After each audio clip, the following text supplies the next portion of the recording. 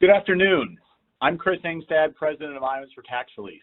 We appreciate all of you voters, as well as you candidates, spending your afternoon with us, especially in this new virtual format we're utilizing because of the pandemic. I'm sure most of us are used to making some changes and relying on this technology. If we do have any hiccups, our friends at Campaign HQ, I'm sure will remedy them right away. So we are appreciative that we can still pull this off, even from the comfort of all our own living rooms.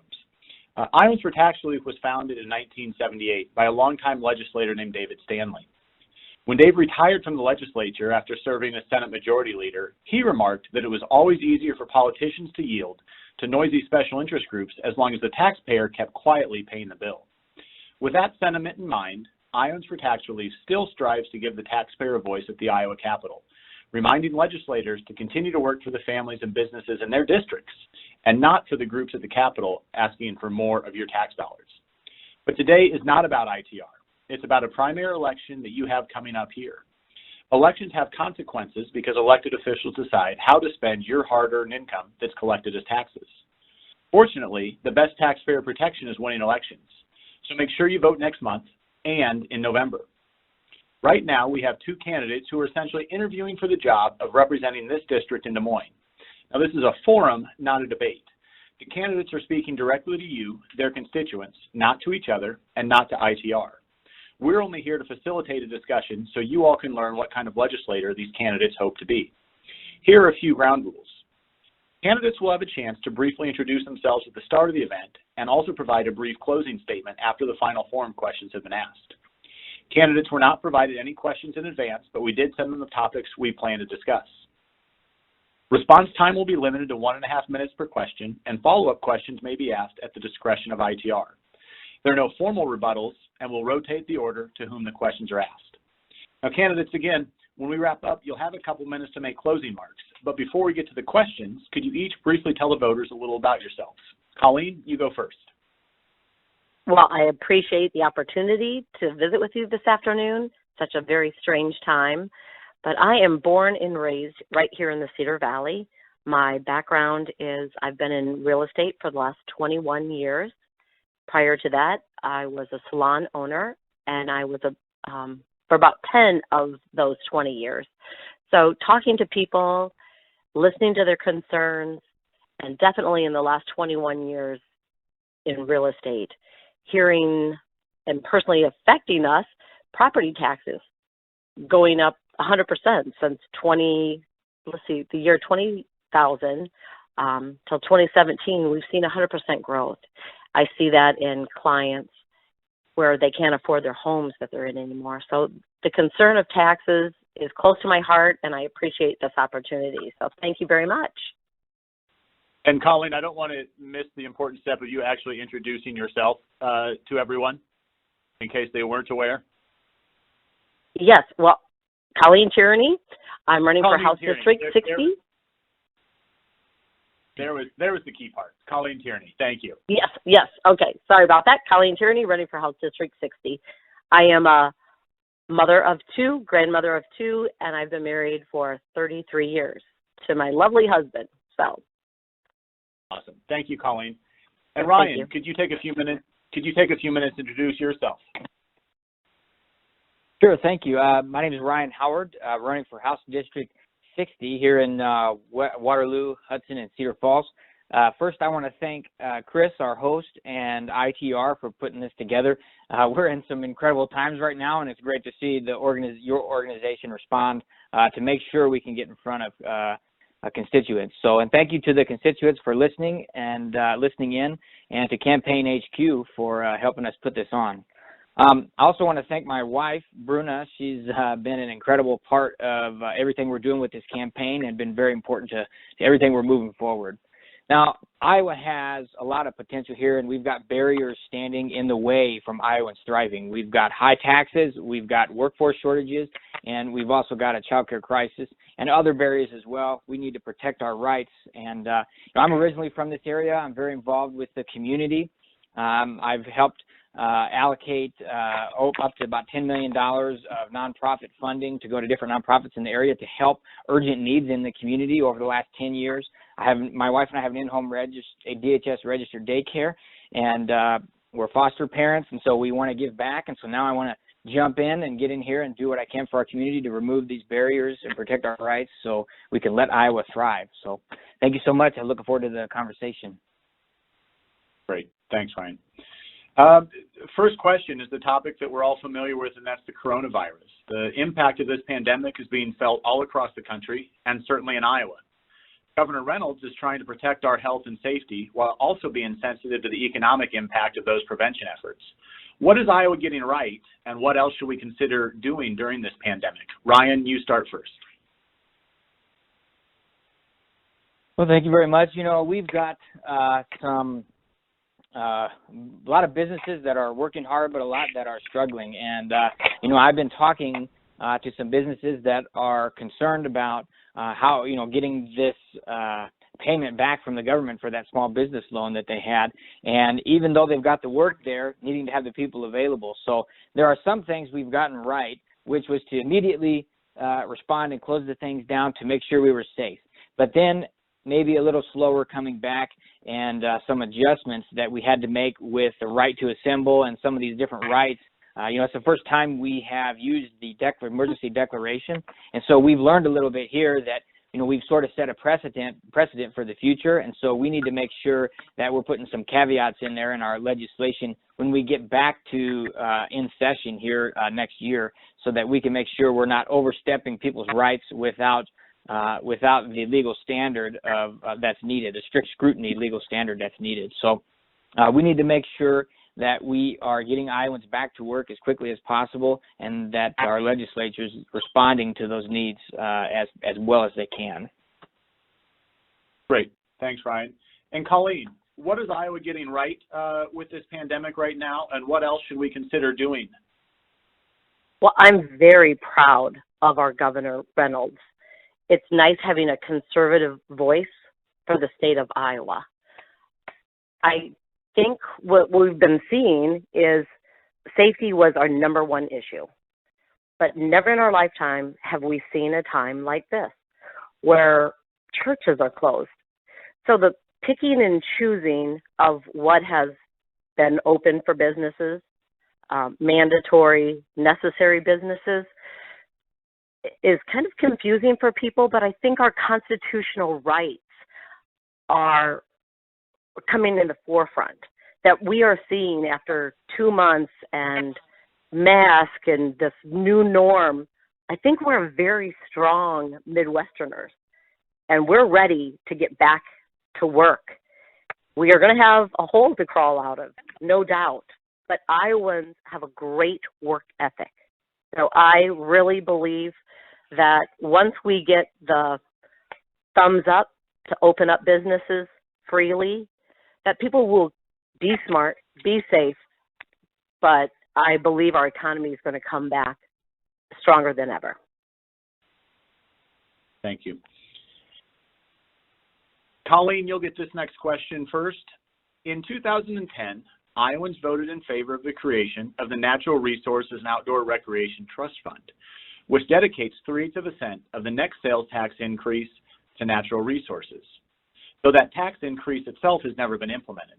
This year, the governor proposed the Invest in Iowa Act, which would change how dollars are spent on natural resources while increasing the sales tax a full penny, reducing the property tax levy for mental health, and reducing income tax rates.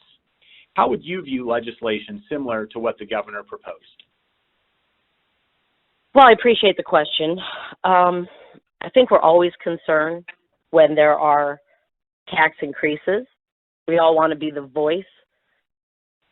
Personally, I love what you guys are doing, because we need to have a voice, as in people of our community. We are taxed to death. So you can pick and choose. I have liked that we have not seen that yet. Roads, there's so many different allocations for this. I guess I'd like to see it more in writing and to see how she's planning on implementing this.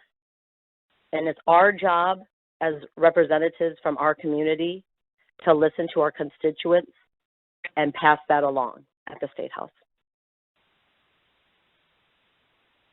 Ryan, how would you view legislation similar to the governor's Invest in Iowa Act?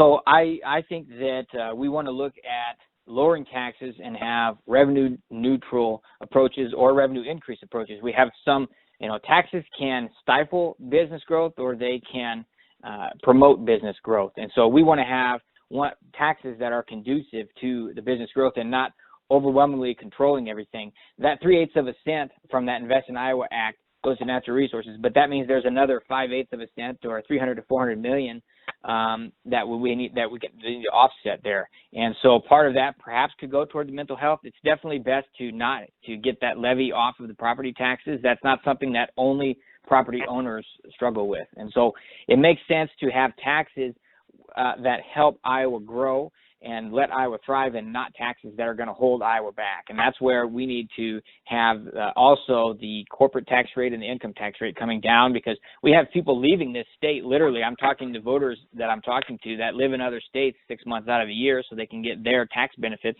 and then they come back here. Fortunately, they're coming back to vote in the primary, but we need to have, we're in competition in Iowa, and we need to have taxes that make sense. And I work at John Deere, and I work to help businesses become more efficient and reduce costs every day. And so that's where we need to make sure we're making a good environment for businesses to come here so they can have more people here to work for those businesses and grow their businesses here as well. Great. Thanks, Ryan.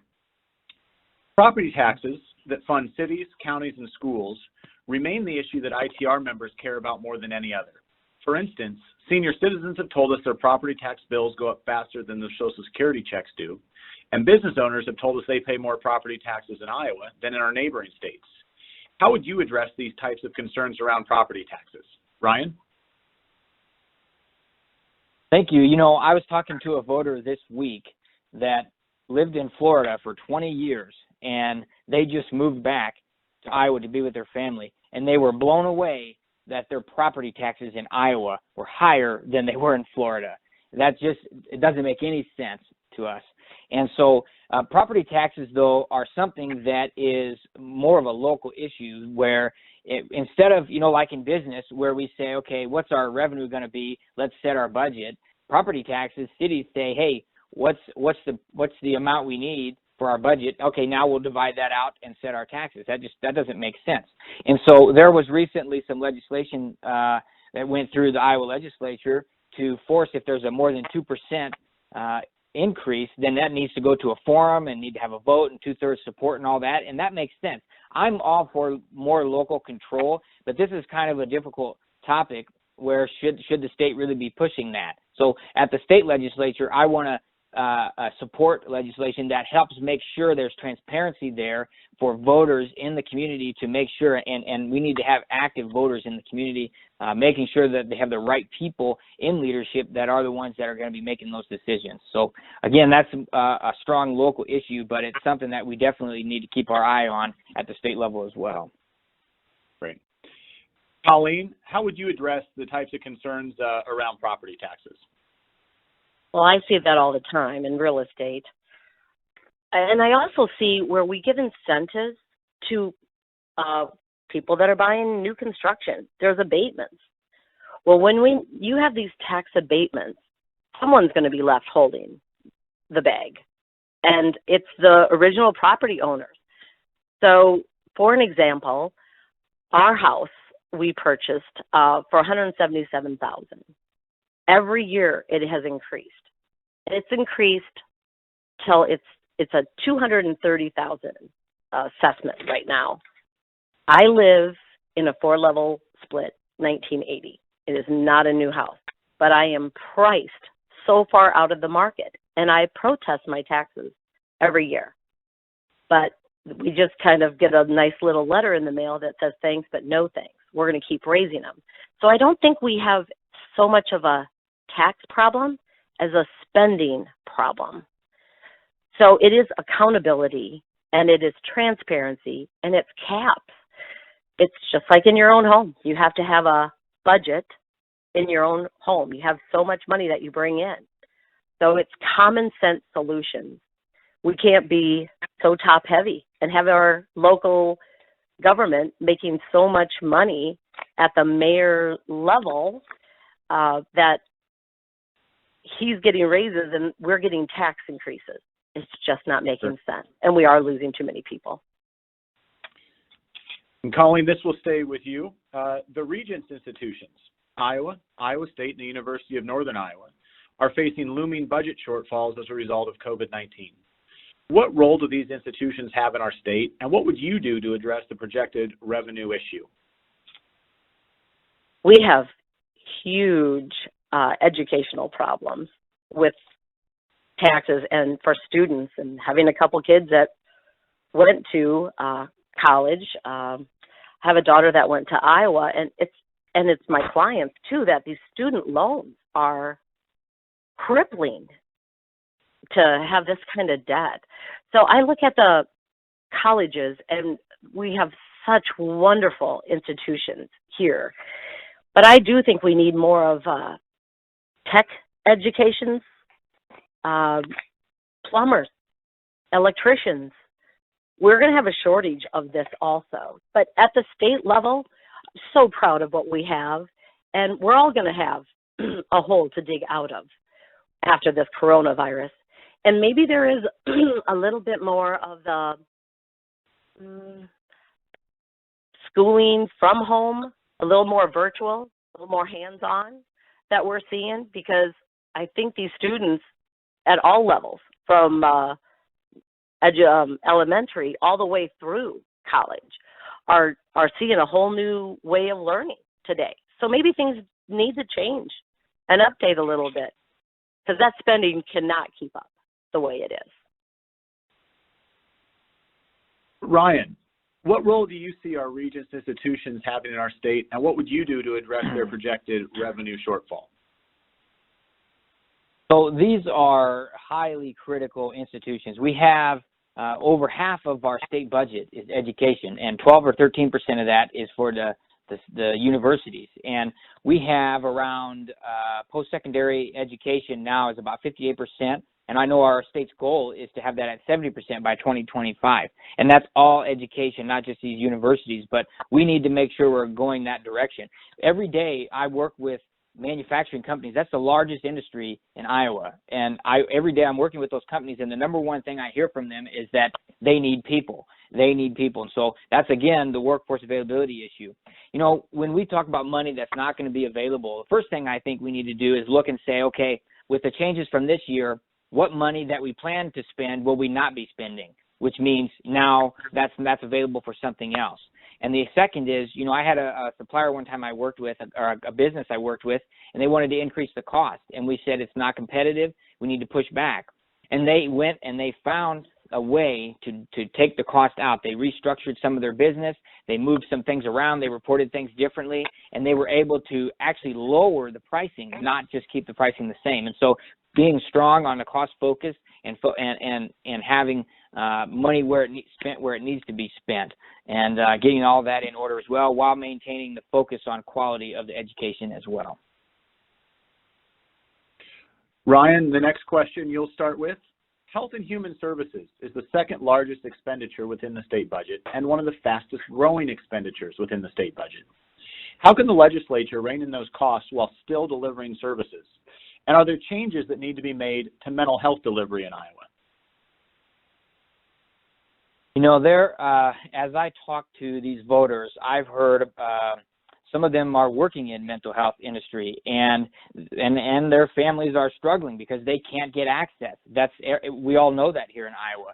And unfortunately, some of that is due to regulations. One of the great things that we've seen Governor Reynolds do is remove the red tape in these regulations so that Iowans can thrive in this crisis.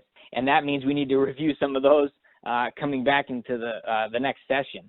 But, you know, we have what's called a certificate of need in Iowa. And that's where, you know, somebody wants to open a mental health institution, a location in Bettendorf. Their competitor says, well, no, we've got enough beds, so they don't need to open it. So it doesn't get approved. That doesn't make any sense. So we need to get rid of this certificate of need or adjust it significantly. That would be like John Deere saying needing to approve Kubota putting a factory in Iowa, which that doesn't make any sense in any other industry. And so we need to look at that as well. And we need to remove these other barriers like telehealth. We need to have telehealth and many of these other regulations that are keeping the access to these services from Iowans and how that funding comes down and how those decisions are made. So we need lots of focus on that too. Colleen, how can the legislature rein in health and human services costs while still delivering services? And are there changes that need to be made to mental health delivery in Iowa? I really do appreciate that question. I see a lot of things have changed through the years. My parents are now in their 80s, and with this coronavirus, the way hospitals have stepped up, I really do appreciate it. We did get in for a drive-through stint the other day, which was a little unusual, but their incomes, what I'm hearing from the seniors is they've worked a lifetime to make this money.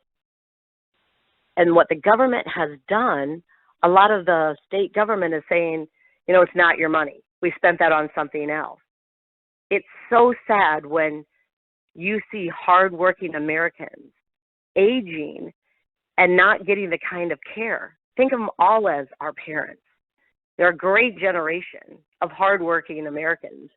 And I really believe we need to have better health care all the way around with the nursing homes, the facilities for mental health. I also know some client just recently with some addictions. They tell me that they're not getting the help. And I totally understand that. I've had somebody that was suicidal and there was no availability in the hospital. How is that okay? It's not okay. We need to take care of Iowans, all ages. So definitely believe we can step up and do better. And Colleen, we'll stay with you for the next question. The Iowa Legislature passed our state's first income tax reform package in 20 years back in 2018. Talk about how an improved tax code can benefit Iowa and what additional tax reform should be enacted in the future. Well, I go back to thanking our governor again and conservative voices at the Capitol. It's so important. What we're seeing right now is Iowa has begun lowering the corporate and individual tax rates.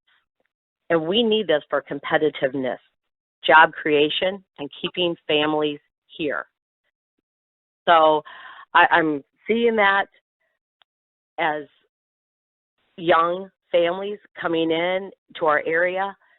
That's fabulous. I really do think we're seeing how important it is today with our constitutional rights and the freedoms that we have and how easily they've been taken away.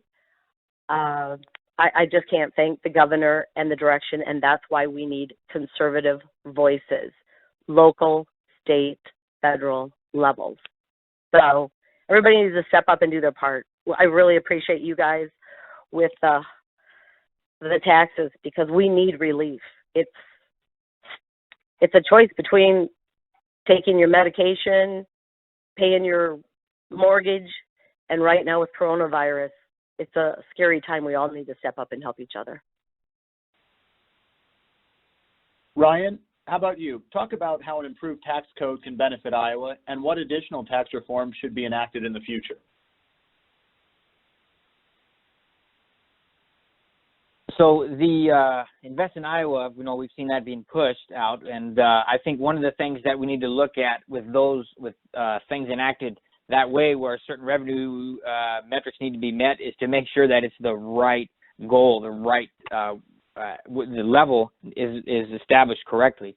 Some of the other things we should look at is, we have seen the benefits of, there's a curve of maximizing tax revenue and also maximizing people coming into the state as well with the right amount. And so lowering the income tax, lowering the corporate tax as well. And another conversation we need to have is broadening the tax base.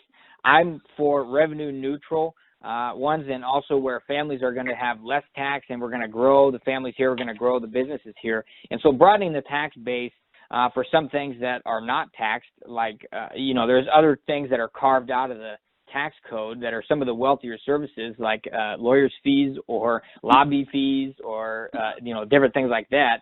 And so I know we conservatives don't want to see new taxes, but it's something where we need to look at all together and say, is there something we can do to stay revenue neutral or increase revenue, and then help not have families pay more taxes as well?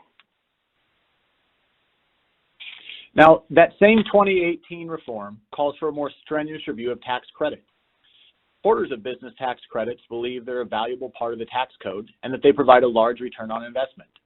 Opponents believe they're a form of corporate welfare that allows the government to pick winners and losers. Ryan, how do you view them? I think they are, so tax credits, but they're just like anything. There's maybe a little bit of truth on both sides and a little bit of confusion on both sides. And tax credits are something that can be very helpful, but they must be applied fairly. They cannot pick winners and losers, and it's undeniable that there are some tax credits today that do pick winners and losers. And we've got small business. We have large publicly traded organizations that got money from the federal legislation that was just passed federally, as well as small businesses. And so that's just one example of why is money going to those where they've got millions, hundreds of millions of dollars in cash assets that they could use to cover this crisis. And so tax credits, I'm okay with tax credits, but they need to be fair. The government cannot be picking winners and losers. Colleen, how do you view business tax credits? I'm agreeing with Ryan on this.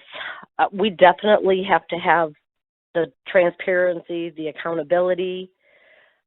I see where over-regulation is killing businesses. You look at the special interest groups, the lobbyists that, and I see it at the local level, where you have let's say example, an inspector comes in. You buy an old house, you're trying to fix it up. You get an inspector coming in, and there really isn't credits. He's taking a risk. We do have credits locally where you can buy a lot and you get $5,000 for this lot, which is wonderful, and you spend $5,000 of your own. But as we know, everything has gone up so much for businesses, for all of us consumers. Everything has gone up in expense.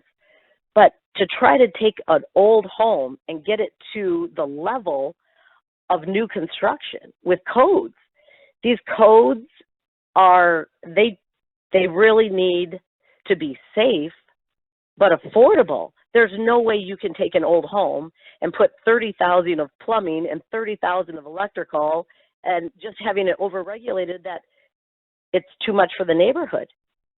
That's a stupid investment. And we have to be smart on what we're doing to build the tax base in our community.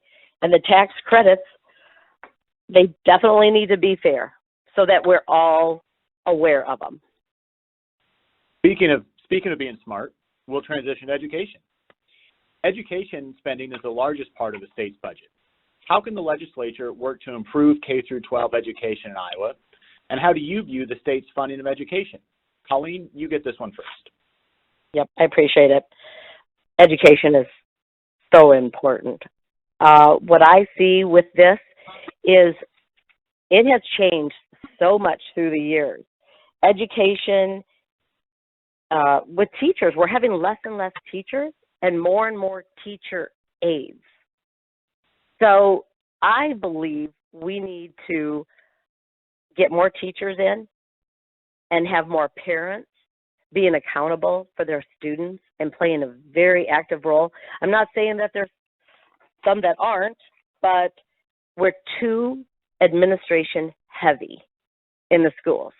And our spending, we need to have it in control so that the teachers don't have to be buying their own supplies for their own classrooms.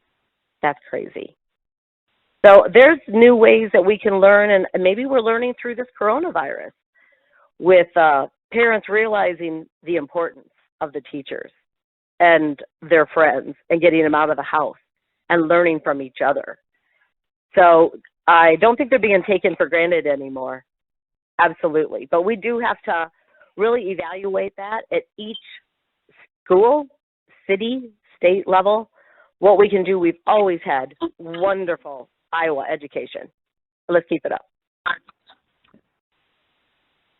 Ryan, how can the legislature work to improve K through 12 education in Iowa, and how do you view the state's funding of education? So as we talked about, it's the largest line item in the budget. It's 55%, like I mentioned, or 43% for K through 12, and we have lots of costs, and teachers want to teach. We need to let teachers teach. They have lots of time doing paperwork, lots of regulations. We have now more administrative staff than teachers, and we need to let the teachers teach. And we have, I think it's $18,000 per year for a student to go to this schools. And I've seen other schools that have options that's maybe $5,000 or less.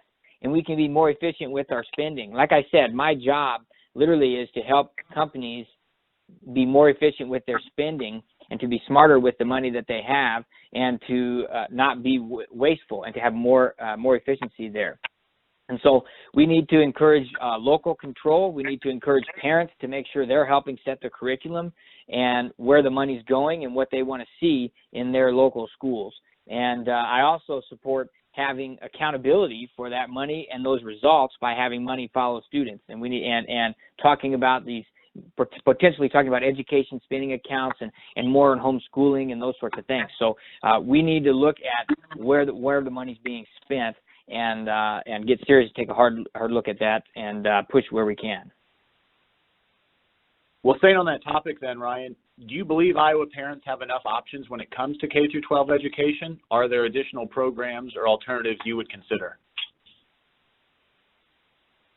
I do believe we need to have more options, more choice. We have open enrollment now that can be denied for a myriad of reasons, some valid, some not valid. And we do need to have, parents are the primary educator of a child and the primary care provider of a child. And they need to be the ones that have the say on where their students go and where their children go, or if they want to teach them at home and different options there. So we definitely need more choice and not forcing parents to have students where the city says they need to go and where school districts say they need to go. And that's also something that's affecting minority communities. We need to make sure that and low-income communities as well as all of these different areas. And so we need to make sure we have choice. Choice is always better for when it comes to this education topic. And we need to make sure we have policies in place and spending in place that is conducive to helping parents be able to have more choice when it comes to the education of their children. How about you, Colleen? Do you believe Iowa parents have enough options when it comes to K through 12 education? Are there additional programs or alternatives you would consider? I believe that parents do not have enough choices right now.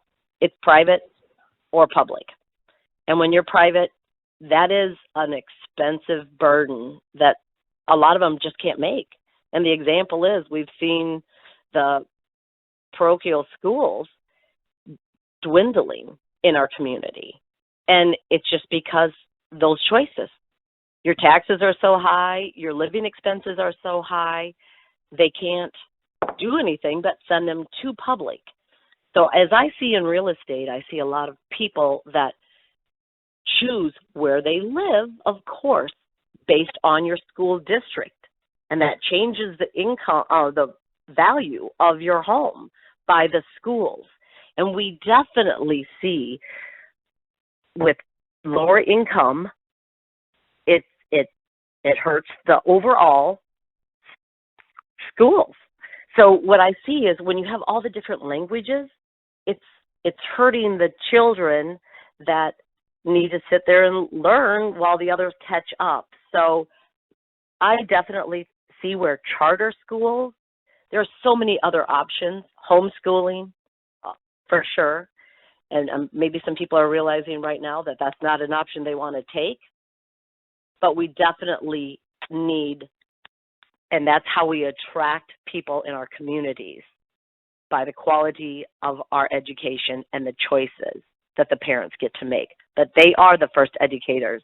So I do, I feel bad for the teachers when they have to come in and start from scratch because the parents didn't do anything from early childhood.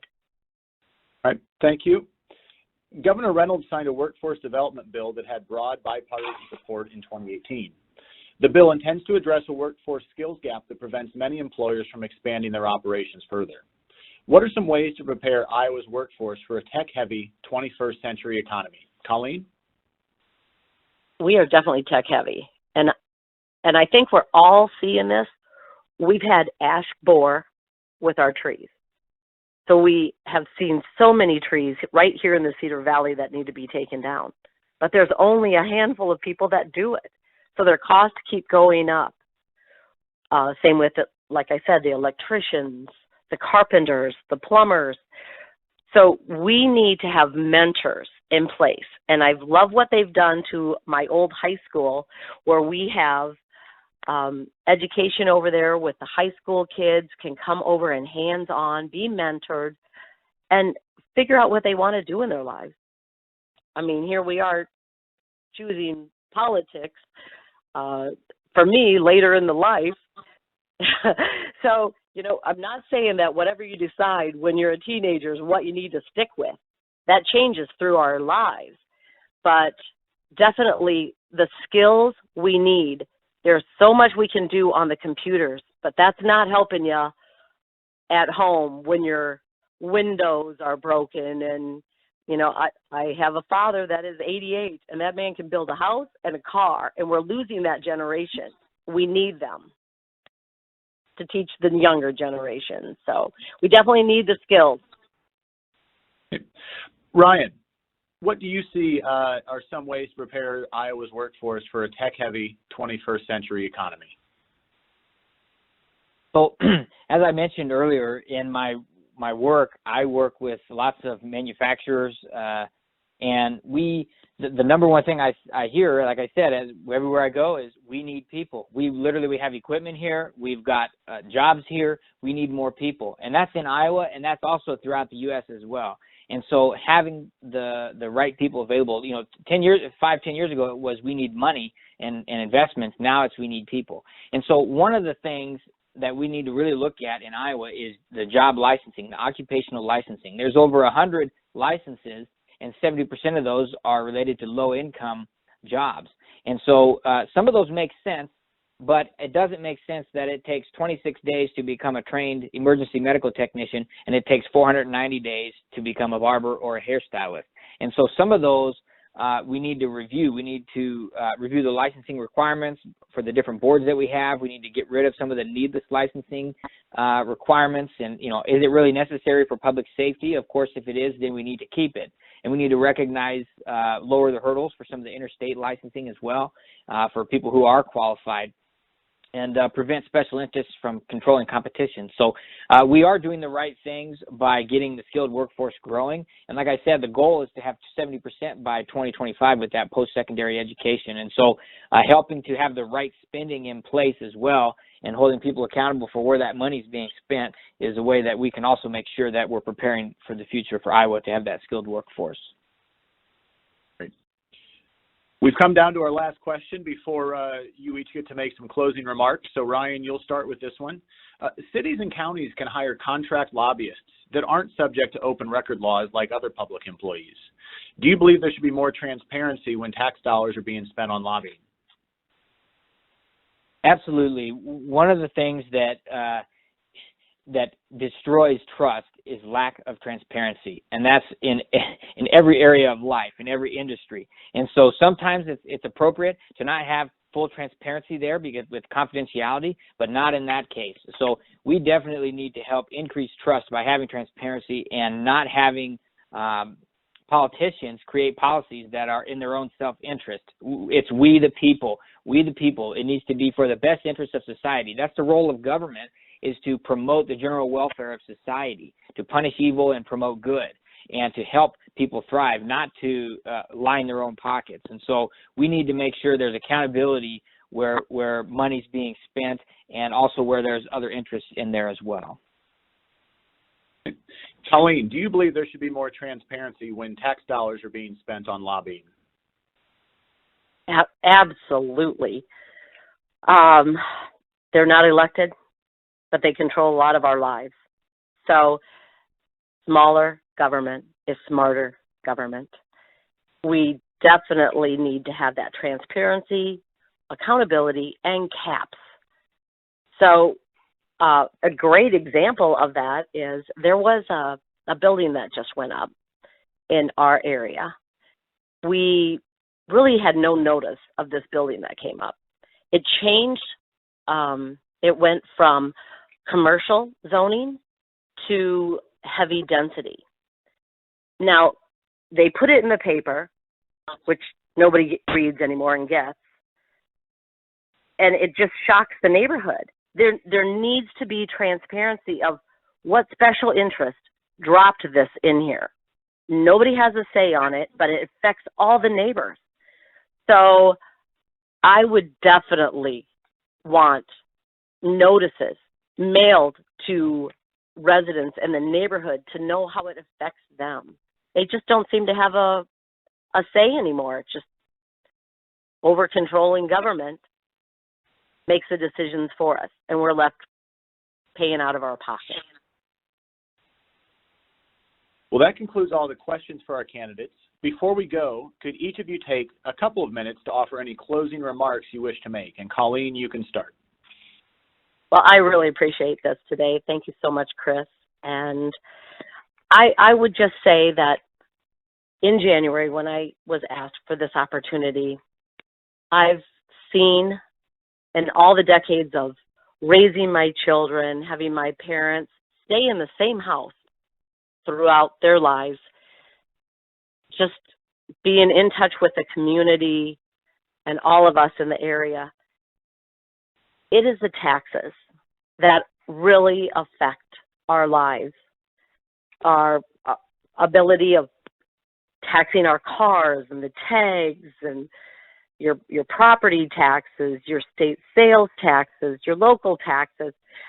So that is close to my heart, where if we can get more government out of our pockets, a little less regulations, we can really soar and grow our community we have a safe, beautiful, local area. We have great trails that unite us. I just think it's so important that we curb our spending and we have conservative voices. So I thank you so much for this opportunity, and let's just pray that we can get through this coronavirus and really explode our economy here in Iowa. Thank you. And Ryan, any closing remarks you wish to make? Yeah, thank you. Thank you again to you, Chris, and to ITR and Campaign HQ, and also to all the constituents for listening. You know, we have a lot of potential in Iowa, like I mentioned, and we've got barriers standing in the way of that potential from coming through and thriving. And we need to remove those barriers, and we need someone to get in there to be able to understand how to dig into the details and come out with a solution that is long-term and helps all of us, not just one part of society and one segment of society. And one of the things that we didn't talk about is our rights. We see what happens in other states like Virginia, where there's the Democrat trifecta, and they immediately, as soon as they came in, they're attacking Second Amendments, they're attacking pro-life, they're attacking freedom of speech and freedom of religion. And so there is a radical agenda coming against us of conservative values in this nation, and Iowa needs to be a leader, and we need to step up to protect these rights. And there's legislation we can do right now while we still have time. So we need to make sure we keep this Republican majority in the Iowa House, and so we need to make sure we have the right candidate in there to take the seat back for District 60 in November. So we'd love to have your vote and your support. Thank you so much for listening again, and we want to remove these barriers, protect our rights so we can let Iowa families thrive, we can let Iowa businesses thrive, and we can let Iowa thrive. Thank you so much. Great. Colleen and Ryan, I thank both of you, and I thank everyone for listening in today. We are honored to serve as the voice of the taxpayer. Iowa for Tax Relief, again, appreciate you guys participating in this forum and the voters who tuned in. This forum was recorded, and we'll be posting it to our website and sharing it with ITR members in this House District early next week. Stay safe and have a great weekend. Thanks.